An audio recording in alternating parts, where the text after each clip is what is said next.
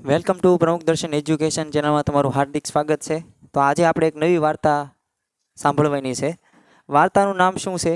સેવક કોનો। જો આપણે કોઈ શિક્ષક, ગુરુ કે કોઈ આપણા ઉપરી અધિકારીની જો સલાહ માનતા હોય, જો એ કેમ કરતા હોય તો કેટલો ફાયદો થાય એ આજની વાર્તામાં જોવાનું છે। સુવાસનગર નામનું એક નગર હતું। એની અંદર રતનસેન નામનો રાજા રહેતો હતો। હવે એનું પ્રધાનનું નામ હતું ચંદ્રભાનુ।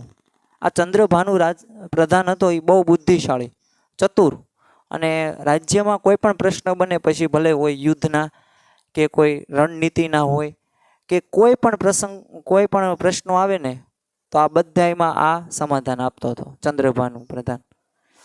એક દિવસ સમય હતો। હવે તેની અંદર એક ખેડૂત આવ્યો, અને ખેડૂત સરસ મજાના છે ને રીંગણા લઈને આવ્યો। હવે તરત રાજાએ કહ્યું કે આ રીંગણાનું શાક કોણ ખાય? કેવા કાળા કાળા કદરૂપા જેવા રીંગણા છે, આનું થોડું શાક ખવાય? અને પ્રધાનજીને આવું કીધું પ્રધાનને। પ્રધાન કહે હા, આ કાંઈ ખાવાની ચીજ છે, આવું થોડું ખવાય? વાતને થોડાક સમય પસાર થયો। એક વખત રાજા રસોડામાં પસાર થતો હતો। એમાં જે આ રાજ્યનો જે રસોઈયો હતો ને, એ આખા રીંગણાનો વઘાર કરતો હતો। અને એમાં ઘડીક ઊભો રહ્યો, અને પ્રધાન એને સાથે હતો ચંદ્રભાનુ। એટલે પ્રધાનને પાછું કીધું। એ કહે કે આ કેવા સરસ મજાના કૂણા કૂણા રીંગણા છે, આનું શાક કેવું મસ્ત બને, અને કેવું ધરાઈને આપણે ખાઈ એકવી। તો પ્રધાનજીએ શું કીધું કે હા, કેવા આમ જોવામાં જ કેવા સારા લાગે છે, કેવો આનંદ થાય ખાવી તો કેવો વધારે આનંદ થાય।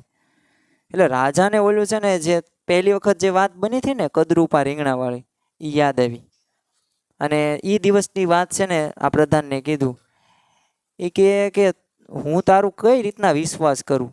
મેં તને પહેલી વખત કીધું હતું કદરૂપા રીંગણા, ત્યારે તે એમ કીધું કે હા એ રીંગણા નો ખાવાની ચીજ નથી, અને અત્યારે મેં પાસે એમ કીધું કે આ રીંગણા સારા છે ને ખાવે, તો આમાંય તે હા પાડી, તો મારો વિશ્વાસ કઈ વાતનો કરવો?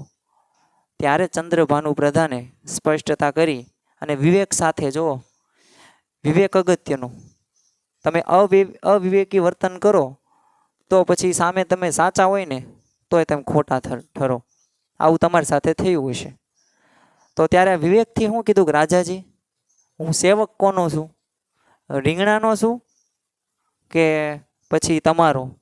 રાજા કે સેવક તો તું મારો જ છું, તો પછી મારે કોનું મનાય? રીંગણાનું મનાય કે તમારું મનાય? એક મારું મનાય। એક અન્નદાતા કે સાચા માલિક કોણ છે, રીંગણા છો તમે? એક હું છું।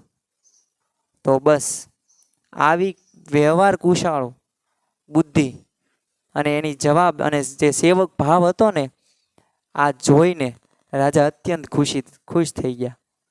અને ખુશમાં જે હાર પહેર્યો હતો ને ગળામાં, એ જે મોતીનો હાર, એ પ્રધાનને ભેટમાં આપ્યો, અને રાજી થઈ ગયા। ઓહો, શું તારો સેવક ભાવ છે! તો એમાં આપણે પણ ભગવાનની આજ્ઞામાં કે ગુરુની આજ્ઞામાં કે કોઈ પણ શિક્ષક એ કોઈ પણ ક્ષેત્રની અંદર તમે જે કામ કરો છો, તમે જે નીચે કામ કરતા હોય, તો તમે એમની આજ્ઞાનું પાલન કરશો તો તમે આગળ વધવાના જ છો। કારણ કે એ સમયે, એ સ્થિતિએ તમે તો સેવક છો ને। તમે ભલે લાખ 2 લાખ ગમે એટલો પગાર હોય, તમે ગમે એ ધંધો તમે મોટો ન કરતા હોય, પણ તમારા માતા પિતા એ તો તમારી કરતા ઉપર આવે ને, તો ત્યાં તમે સેવક ભાવ દર્શાવો તો એ અગત્યનો છે। કારણ કે વાત વિવેક અવિવેકની છે, વાત સેવકની છે, અસેવકની છે।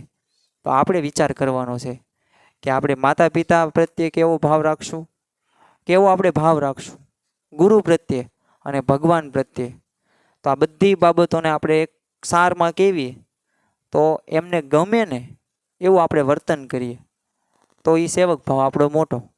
કારણ કે આપણે સેવક કોઈ બીજી વાતના, બીજી કોઈ પદાર્થના કાંઈ નથી, કે કોઈ નાની વાતના, ગમે નાના નાના પ્રશ્નો બધા એના કાંઈ સેવક નથી થઈ જતા। આપણે સેવક કોના છીએ?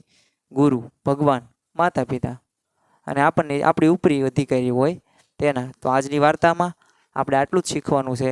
મળીએ એક નવી વાર્તા સાથે। જોડાઈ રહો પ્રમુખ દર્શન એજ્યુકેશન ચેનલમાં।